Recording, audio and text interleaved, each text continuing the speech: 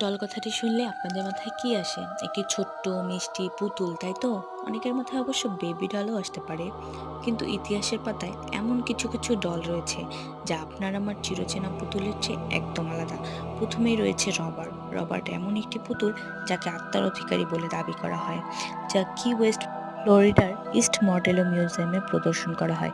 একে ভুতুড়ে বা আত্মার অধিকারী বলা হয় কারণ এটি একটি প্রতিহিংসা পরায়ণ ভূতের আত্মা দ্বারা পজেসড। এছাড়াও অনেকে বিশ্বাস করে যে পুতুলটি একজন চাকর দ্বারা অভিশপ্ত হয়েছিল, যে তার নিয়োগকর্তাদের বিরুদ্ধে প্রতিশোধ নিতে ভুডু জাদু ব্যবহার করেছিল। প্রদর্শনকারীদের মতে এটি নিজের মুখভঙ্গি পরিবর্তন করে এবং চলাফেরা করে। ভিজিটরদের ধারণা যে এটিকে দেখার পর এটি তাদের জন্য দুর্ভাগ্য বয়ে নিয়ে। ডল কথাটি শুনলে আপনাদের মাথায় কি আসে? একটি ছোট্ট মিষ্টি পুতুল, তাই তো? অনেকের মাথায় অবশ্য বেবি ডলও আসতে পারে। কিন্তু ইতিহাসের পাতায় এমন কিছু কিছু ডল রয়েছে